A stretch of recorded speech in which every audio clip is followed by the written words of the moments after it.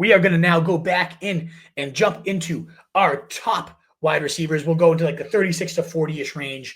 We'll see what tier makes sense to drop off. I do have Jamar Chase in a tier by himself. If you want to put CD and Jefferson in there, maybe. But to me, like it's just the Burrow connection, the Triple Crown winner, the youngest player to ever do that. And now the defense looks even worse this year. I see no reason why Chase isn't going to do what he can do. And I would never consider Lamb or Jefferson above Chase. And that's what I do with tiers. Like I like the guys better than I rank ahead of them, but I would at least see a world where these guys could beat him out. CeeDee Lamb beat him out 2 years ago. His season 2 years ago was actually better than what Chase just did. So could he? Sure. But now you got George Pickens to contend with. I do have Lamb just ahead of Jefferson. This we talked about in that first round show. I keep referencing. Check it out. But the hamstring injury, the question of like, what is J.J. McCarthy versus we know exactly what Dak and CD are when they're both healthy. The concern is, does Dak get hurt? But even when Dak got hurt, he was playing pretty good ball, CeeDee Lamb, with Cooper Rush there. Those are the clear big three. Again, Chase number 1, tier 2 being Lamb, Jefferson. And then it is a very, very tough tier for me in tier 3 between number 4, Malik Neighbors, 5, Amon-Ra St. Brown, 6, Nico Collins, and 7, Brian Thomas Jr. But I mean, I tell you, I lose sleep over this tier every night because part of me is like, I think Brian Thomas is best. I do think Neighbors, I mean, if anything, Neighbors, I could jump into tier 2. The only thing keeping him back from tier 2 is those the toe injury, now a back thing's going on.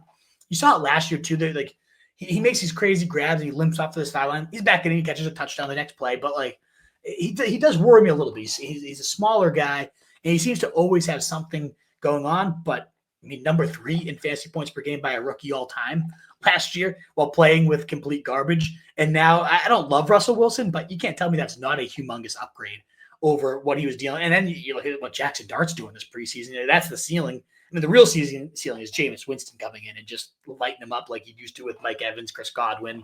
Jerry Jeudy was the wide receiver 4 with Jameis Winston. If he could be the wide receiver 4, what do you think Malik Neighbors would do with Winston? Whew, that ceiling exists at least this year. Winston, Jackson Dart, like being like, yeah, we're taking Neighbors ahead of Lamb and Jefferson now. I think that exists. I think as long as Wilson's out there, it's a little bit hit or miss, but we've seen those moon bombs from Wilson looking pretty good. So Neighbors, to me, the only issue is the injuries right now, and I don't think they're going to end up being much of anything. So he's the clear 4 for me. And then if you want to shuffle around St. Brown versus Collins versus Brian Thomas, I love them all. I think they're all, this tier is like the last true league-winning wide receivers. You jump down to tier 4, and a lot of people would probably put Puka in tier 3. I love the guy. He won me leagues 2 years ago as a pickup. Went back in last year. I mean, he averaged over 4 yards per run, like 47% targets per run. Insane efficiency, but you got Stafford dealing with this back stuff. Then you had Devontae Adams, who has ranked top 3 in target share in, I believe, like all but 1 of the last 8 seasons. And I do think Puka's the number 1 guy here. I have him above Devontae Adams, but we can't pretend like Devontae Adams isn't a massive mouth to feed here. So I do worry a little bit about Stafford's. I worry a lot about Stafford's back. I worry a little bit about Nakua's injury history. Missed 5 games last year, a couple games his rookie year, dating back to college. He's kind of a smattering of games there. And I do worry about what is this Devontae Adams impact going to be. Drake London could lead the league in targets this year. Very well could. So I have him at 9, and I have A.J. Brown at 10. And those guys are the I do prefer, Brian Thomas, Nico, St. Brown, Neighbors, round 1 worthy. I'll take them in the first. Whereas these guys, if I go, let's say I get Jahmyr Gibbs and any of these 3 are staring at me in round 2, beautiful. Happy to have them as my running back or wide receiver 1 rather. I don't even have quite the break fantasy ceiling of the top 7 guys, but 8, 9, 10, all wide receiver 1s in my book. You don't need me to spell it out for A.J. Brown. So talented. If he was in an offense that threw it over half the time, literally they ran more than they passed last year, the Eagles. I think that does tilt a little bit. And then we've seen A.J. Brown put up, what was he just a few seasons ago? I wonder if, I don't know if they do this on Fantasy Pros. Yeah, wide receiver 4 and wide receiver 5. And so, we've seen it even in low volume attacks that this guy can thrive. So yeah, I am still all about A.J. Brown there in my top 10, no doubt. And then you get to tier 5, and this is more so the let's say you went running back. Could these guys be your wide receiver 1? Sure. But these are if I was naming tiers, probably the lowest end wide receiver 1s and elite wide receiver 2s. Ladd McConkey, love the player, hate the passing volume. Greg Roman, 28th in pass attempts last year with Justin Herbert. been 28th or fewer in all but one season, and he's called plays 10 years. 9 of those years, he's been 28th or lower in pass attempts. And I thought I was going to switch. I was like, okay, it's not a Roman thing. He's got Justin Herbert. He's going to sling it right now. So then you add Keenan Allen, who last time he was here, he averaged 11 targets a game and 20 fantasy points per game. I don't think Keenan Allen's going to take Ladd McConkey's job by any stretch of the imagination, but that's a big mouth to feed. You draft Trey Harris. Keandre Landry-Smith is now showing out. I think there's a bit more to contend with in an already condensed and small pie. So as much as I love McConkey, as much as the efficiency metrics popped, it's just a little bit of concern there. Number 12 is Tyreek Hill. And I tweeted out last night, like, one of the biggest decision factors of 2025 drafts is going to be round 3 Tyreek Hill. He's either going to win whoever took him in the leagues, or he's just going to be a wasted third-round pick because he's got the drama going on. You never know when to start him. He's hurt again. I lean on the side that he's going to smash. I really like Tyreek Hill. When he falls like early, mid, sometimes even late third, no brainer. Just take the guy and pray and hope. Even then, like if you take him in the late third and he does have like last year's stats would not be late third worthy, but he still had, a few monster days and what 950-ish yards, 7 touchdowns. Like it wasn't the end of the world season. But he put on Snapchat the other day, like I'm going for 3,000 yards. Of course he's not going to do that, but he's motivated. Watching him race Olympic athletes, he looks good. His team vibes are all kind of sketchy. Him and Tua trading barbs and all that. There's a lot of risk with it, but now that you're in round 3, like if you did get 2,000-yard Tyreek Hill, we're talking the 3rd overall pick last year in drafts. If he's even close to that and you're getting him in round 3, you've gone Jahmyr Gibbs, Bucky Irving, and then Tyreek Hill is getting you 1,800 yards and 10 touchdowns. Forget about it. Like you've won your league. And so I do think he's, of course, Ladd McConkey, I like a little bit more than him. But if somebody was out of this tier going to just, Tyreek Hill, I could definitely see that being the case. You got the contingency upside with T. Higgins, of course, if something happened to Chase. He did average right around 20 points per game in losses as well when they're chasing points, which is going to often be. So I like T. Higgins, but it is just so boom or bust. So best ball, love the pick. Redraft it is just one of those things where it's like, all right, T. Higgins got me 0 this week. And then you consider benching him, and he has 41 when you finally pull the trigger. He's one of those guys. It's just a little bit annoying. Mike Evans apparently looks like his old self in camp, like as if he's never missed a beat. So love him there at wide receiver 14. He'll probably outplay that. He'll probably be better than that. He's going to have his, 11th, 12th straight 1,000-yard season, break Terry Rice's record maybe this year. Love Mike Evans. There's nothing not to love there, even if Egbuka's looking like a clear stud. So that tier, if they're my wide receiver 1, because I have 2 elite running backs, or I took, Lamar Jackson. I took Brock Bowers. I took a detour at an elite onesie, right? And then I need a wide receiver 1. I'm okay with, again, 11 McConkey, 12 Tyreek Hill, T. Higgins at 13, and Mike Evans at 14. Would love them as my wide receiver 2. Totally fine if they're my wide receiver 1, though, because I've done something, I've built a really strong foundation at the other positions. Once I get to tier 6, these are like, these should be your wide receiver 2s. Clearly, I'm a little bit lower on JSN at 16. I have Adams at 15. He's probably going to fall a little bit depending on Sean McVay has a press conference today. So we'll see what he has to say about Stafford. I'm a little nervous it's going to be like a retirement, a back surgery, something. I don't know. I'm scared there. JSN, a lot of people would probably put in that above tier with Mike Evans, with T. Higgins. I have -4 ECR on him. I am a little skeptical. I think it's going to be a very run-heavy attack with this Kubiak-inspired scheme. I think Cooper Kupp does a lot of the things. JSN does everything that Cooper Kupp does, but better at this point in their careers, yes. But he might man that slot role because that's all he really can do at this point is Cooper Kupp. That's where JSN really did his best damage last year. Can he play outside? Absolutely. He's talented. He's very good. But I could see that being a little bit of a concern. So I'm a little bit lower on Jackson Smith and Jigba. I'm clearly very high on Jameson Williams, talking about new OC, John Morton, how they want to prioritize explosives. That's why I'm higher on Jahmyr Gibbs than even Saquon Barkley. I think Jameson Williams benefits from that as well. They say they're moving him in the slot a lot this offseason. The route tree has grown. He's added new branches to it. So, when the ball's in his hand, he's as electric as they come. We've seen it on the end arounds. We've seen it on the handful of screens that he's gotten. They elevate that role even more. There is a world Jameson Williams is better than Amon-Ra St. Brown. I like Amon-Ra way better. I think him and Goff, I would never bet money on that. But he's the more explosive Jameson Williams, more explosive player. deadlier with the ball in his hand. If some of those classic Amon-Ra St. Brown screens go to JMO this year and he rips off a handful more touchdowns and suddenly they're like, you know what? Maybe this guy's our true number one. Would not blow my mind. It'd be surprising. It would not completely shock me. So as you can see, plus 11 ADP, plus 80 CR. I'm all in on JMO this year. I think he is going to be one of those league swinging picks. Have him above DJ Moore at 18. A little congested Bear situation. Is Roma Dunze the true number one, as they say? Luther Burden is really the sneaky guy I actually really like there. But they are moving DJ to the backfield. There's a lot of Amon-Ra-ish usage to DJ Moore in camp. But I think it's a pretty congested situation for a quarterback I don't really love, as you saw with Caleb Williams. Rashee Rice is another one of those like key deciding points that's just so hard to know. Has a disciplinary hearing at the 30th of September and is going to face a suspension. Is it 4 games? That he's a steal at 19. Is it 8 games? Probably not worth 19 overall. So we shall see. I'm kind of leaning into like the Chiefs being the NFL's little pet and him getting a light suspension of 4 games. And you weather it. You drop Jalen Royals late as like a Rashee Rice clone handcuff, and you get through it. And then you have a guy that is a top 12 wide receiver every single week, no doubt about it. I mean, he was averaging over 30% of the targets. Speaking of Amon-Ra St. Brown, like this was a layup role. Rashee Rice finding those soft spots, getting the dink and dunk. So big fan of Rice, even with the looming suspension.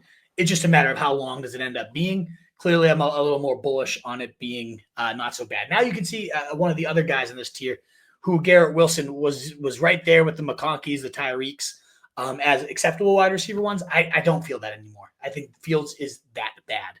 If Tyrod Taylor takes over, maybe I'd change my tune. And that's when you know things are bad, when you're clamoring for Tyrod Taylor to be the quarterback. But he's got 5 preseason targets. Garrett Wilson has 0 catches. The ball is just so ugly coming off of Fields' hand. And it's just one of those seasons like last year they led the NFL in pass attempts, and you had Rodgers, who is certainly not prime Rodgers, but he could throw the ball. Fields, I don't know, can throw the ball, and they're probably going to lead the league in rush attempts. So to me, it's like, how does Garrett Wilson make his money this year? I was early in the offseason, bet on the talent. We saw Fields make DJ Moore his best year of his career happen with Justin Fields at quarterback. So it's not the end of the world.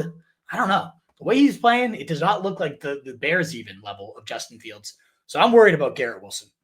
Cortland Sutton, you're going to get 9-10 touchdowns. You're going to probably get 1,000 yards. Bo Nix is, very, very diet Michael Thomas, but that move the chains guy is very safe. If you want to take him over Rice because you don't want to deal with the suspension, over DJ Moore because you don't want to deal with the congested situation, totally fine with it. You get no pushback from me. Xavier Worthy, plus a few spots ECR, just, the thing if Rice was to get suspended at the beginning of the year, that would be better for Rice's value because you're not dealing with bye weeks and the dog days of the fantasy season, right? But it also could have backfired in that, like, that would have given Xavier Worthy a runway to, you know what? Yeah, maybe he can play the Rice role, but he's got way better speed. And I don't know if he can play that role, but that door could have been open. Now I think, with Rashee Rice playing at least the first 4 weeks, it's going to be a lot harder for Xavier Worthy to really leap up and say, I am the true number one. All the camp reports are Rashee Rice is at like a 50% target share every day type of thing.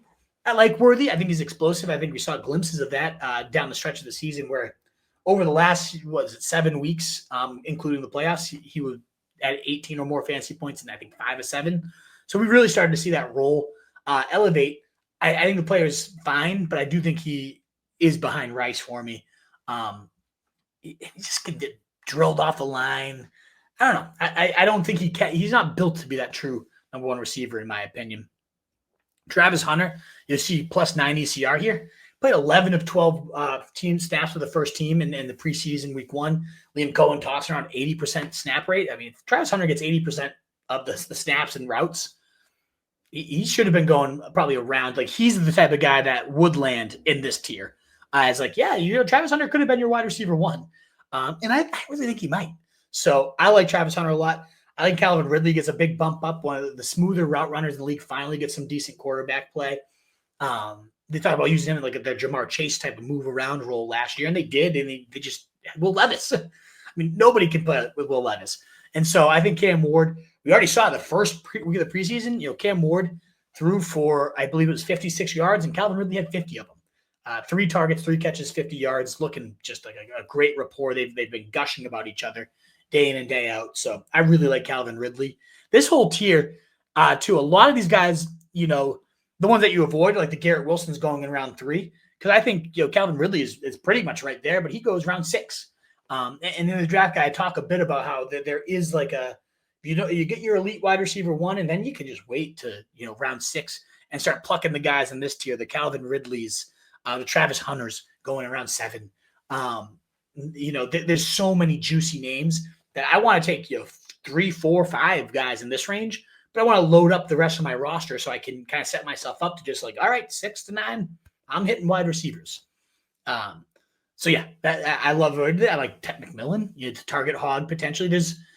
It was fantasy points. They talked about this. I believe a rookie wide receiver has finished top 6 in points per game for 4 straight seasons. Now, clearly, I like Travis Hunter a little bit more than Tet, but Tet's the safer bet. He's already clearly the target hog for Bryce Young in early preseason action. Love the prospect too. So, if you want the safer route, I do think Tet's a good value there. I mean, I see he's fallen to like 6 and 7 in ESPN leagues. That's a joke. Smash it. Because Dave Canales, that X receiver role, that's always very, very valuable in his scheme and system. Terry McLaurin, it really is just a matter of like, is this guy going to play or not? He's still holding out. Apparently, it was activated by the PUP, but they said like directly that this has nothing to do with his contract. That there's been no movement. When he's in, he got Jane Daniels' number 1 weapon, and he's a great touchdown scorer last year. Do the touchdowns regress a little bit? Does he start slow now because he's missed so much camp? If he does come back, a lot of risks there. So you see -7 ECR, just not a guy I'm really touching right now. And then we get to tier 7. These are, who belongs in the above tier is George Pickens. Like I am obsessed with George Pickens this year. I think he's going to feast. So I think he jumps Zay Flowers. I might even bump him above Terry McLaurin at this point. So yeah, I'll be diving back to again why I like talking about these. I see Pickens there. I'm like, no, he deserves to be higher. All the talk in campus, his chemistry is unreal with Dak. They're using him after the catch more. His route tree is far more expansive than what we ever saw in Pittsburgh. You got CeeDee Lamb on the other side. So how do you double this guy? He's now facing number 2 corners. He's going to destroy them. So yeah, I love Pickens. I might be a little bit boom busty, but I think he's going to me, this is like, he's like T. Higgins in the NFC, but for 2 rounds cheaper. That's kind of how I view George Pickens. Not quite as talented as T. Higgins, a little bit of a gap there, but not much. I really do believe in the talent of Pickens. So 28 hit for him, 27 for Zay Flowers, a young, exciting guy that plays as the potential number 1 for Lamar. Okay, easy. Yeah, round 7, sure. Why not? Jalen Waddle with no Jonnu Smith. I mean, there's rumblings that Waddle might be the true number 1 wide receiver there, that he's been better than Tyreek Hill in camp. Do I buy it? No, because the guy always is hurt and you can never depend on him. But he's got a runway. He's got a path this year. So I like Waddle. Devonta Smith, clearly below ECR on him at -7. Nothing to do with the player. I think he's a stud. It's just a matter of, again, a team that ran the ball more than they passed it last year. The only team in the last decade to do that was the Eagles.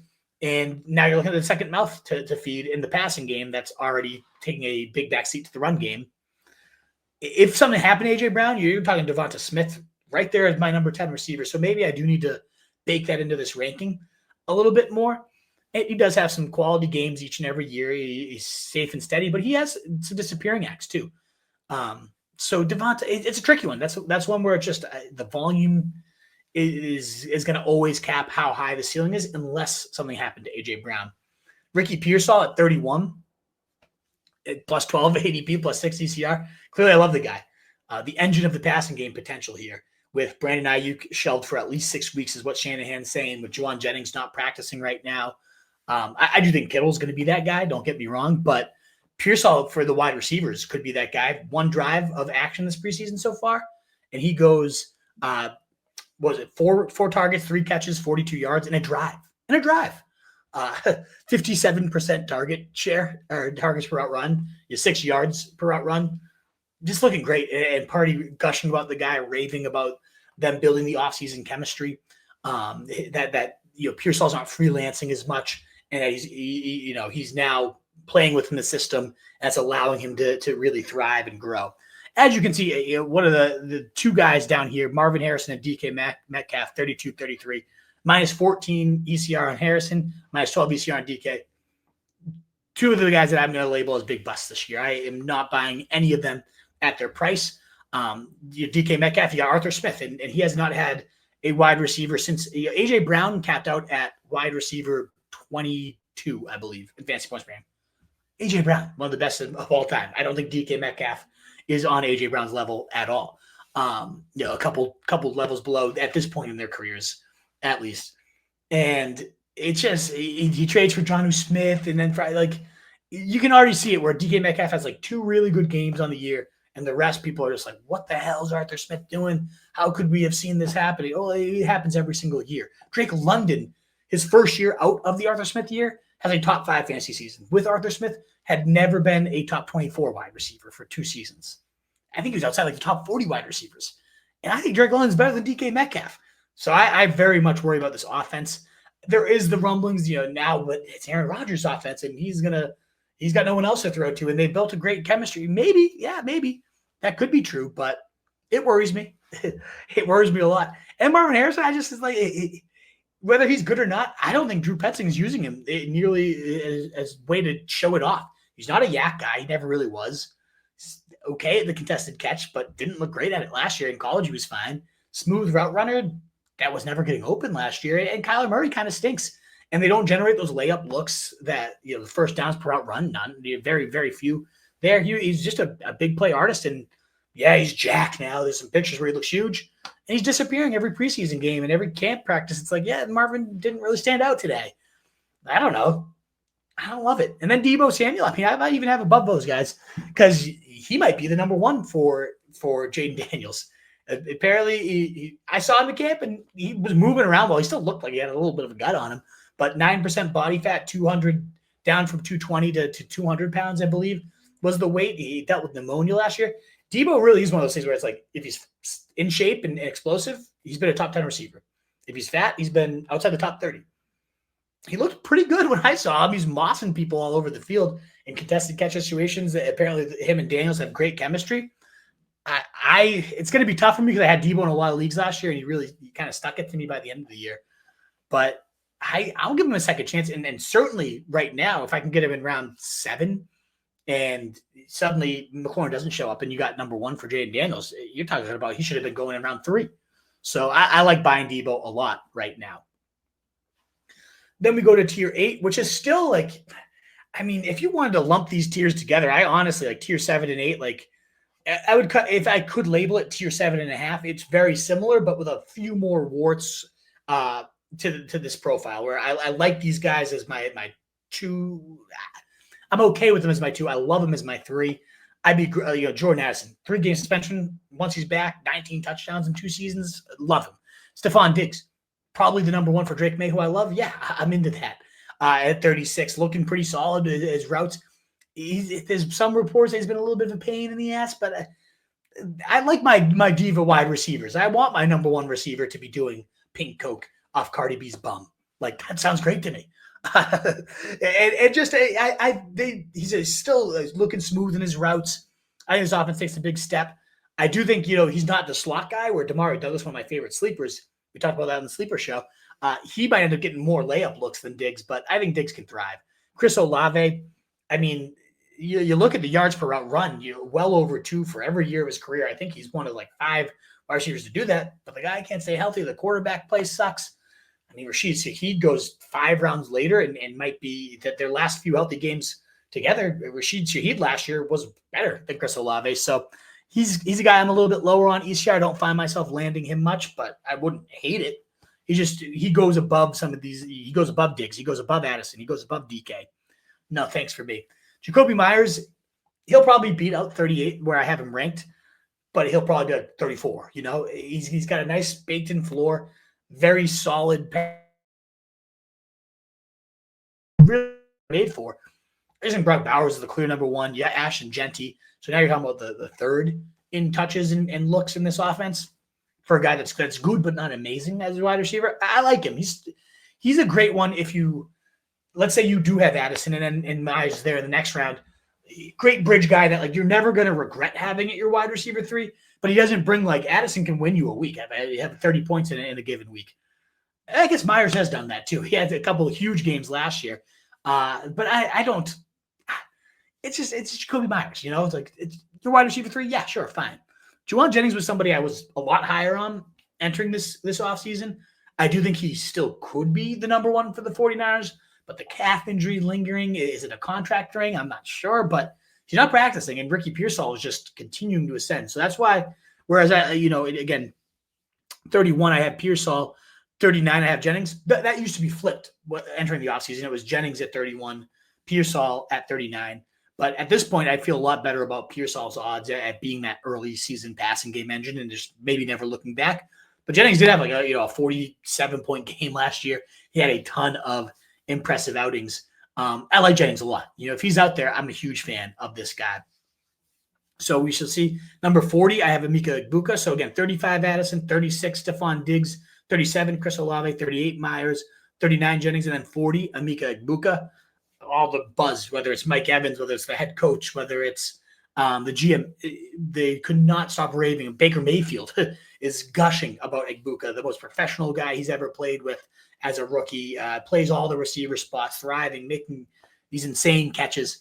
He's just pro ready, and he's Chris Godwin's banged up. He's going to walk right in to an incredible role. So I love Egbuka, +7 ECR on him. Drafting rookies is typically a great idea.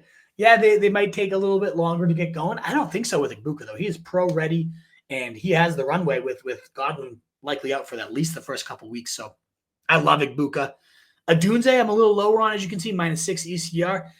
Again, a crowded situation with a quarterback I don't love, and everybody's out. Adunze is the clear number 1 receiver, and he's going to break out, and maybe he does. I thought the prospect profile was solid enough last year. But he showed nothing. And how good of a fit is he? Is he great after the catch? Not really. Could he play the JMO role? Maybe, but he's not as fast or explosive as JMO. Dropped the ball last night. That was catchable. I don't know. I think Adunze is one of those guys that we just keep clinging to as a prospect. We love the profile. And then he just continues to underwhelm us till we finally accept, he's never going to be what we thought he was. Judy clearly below. ECR number -9, -8. Now, Flacco getting named the quarterback today, that helps Judy. I'll probably give him a spot or two above the rankings, but you take away the Jameis games, which I know we can't just remove the best games of the year, but they were the best games of the year by a mile. And Jameis Winston's the clear kingmaker at wide receiver. Evans and Godwin were wide receiver 2 and 3 with him. He had the 4th most yardage in the league, Jerry Jeudy, the most yardage in the league when he was playing with Winston. So Flacco is similar. He's a gunslinger right now. We saw Amari Cooper have a really nice stretch run. So could Flacco keep Judy in those good graces? Yeah, maybe. That does change my outlook for Judy. That Flacco is already the starting quarterback. We knew it probably was going to happen.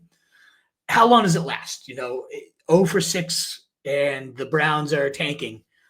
Maybe not. Maybe Flacco keeps it more competitive. If Flacco plays the quarterback all year, then Judy at 42 is going to look silly. I'm going to look really, really dumb. But I worry, okay, Dylan Gabriel, let's give him a trial. Okay, he doesn't look good. Shador's in. Maybe Shador's I don't know. He looked okay this preseason game, but my upside case is we need Joe Flacco. Already I'm like, oh boy. So I've never been a Judy guy. It's only burned me for a bit of last year when he played with Winston. Other than that, Judy's really never burned me. I don't believe fully in him. I don't think he's a true one. Golden and Reed, like I talked about, I want this Packers offense. I think they're going to bounce back. Reed I had higher, but now he's in a walking boot. He just shed it, but a little bit sketchy there, whereas Golden's just been apparently the player at camp, making play after play after play, the only first-round receiver they've taken in 2 decades type of thing. So I'm intrigued by Golden. I'm intrigued by Reed. I like both these guys at wide receiver for sure. Happy with them as my wide receiver 3. And Godwin, wide receiver 2 in points per game last year, was the number 2 receiver at the time of his injury. He was a beast. Now you had Egbuka. He's got this injury. Apparently he had to have a second surgery. The recovery timeline, he's on track, but we'll see about his availability. I think he's got, in DraftKings best ball, he goes to 180, or not 180, rather 108. Anytime in your top 90, I'm good with Godwin. I think he is as good as Egbuka looks. Godwin's a stud. You're hoping Egbuka eventually reaches Godwin's level. So I don't think Godwin's just going to disappear into obscurity. But it is tricky. How long is this injury going to linger? How big of a role does Egbuka play? It's crowded there. So So yeah. And then, like I said, top 50 wide receivers. You can see tier 9. These are like your fours, your bench guys that during bye weeks is number 46 Pittman going to be useful? Probably. Cooper Kupp at 47. He's the type of guy that like he either blows this ranking out of the water, and it's like, oh wow, Cooper Kupp, who was like the wide receiver 3 before Puka came back last year. He had some games where he looked like, yeah, it's still Cooper Kupp, but he keeps dealing with injuries and another year older. The issues with JSN with a run heavy scheme, those still exist. So there's a lot of warts to the Cooper Kupp profile, but when I do get to this range, if I have 3 guys I feel great about at wide receiver and I want more upside, rather than like I can definitely depend on this guy in my bye weeks like Pittman, like 48 Khalil Shakir. If I want the upside, I do go after Kupp, or maybe I go after Coleman. With Shakir having that high ankle sprain, Coleman has had some camp days where he looks like a stud, and he's had some camp days where he doesn't look great at all. So he's my 49, and then Josh Downs coming in at 50, dealing with another new injury.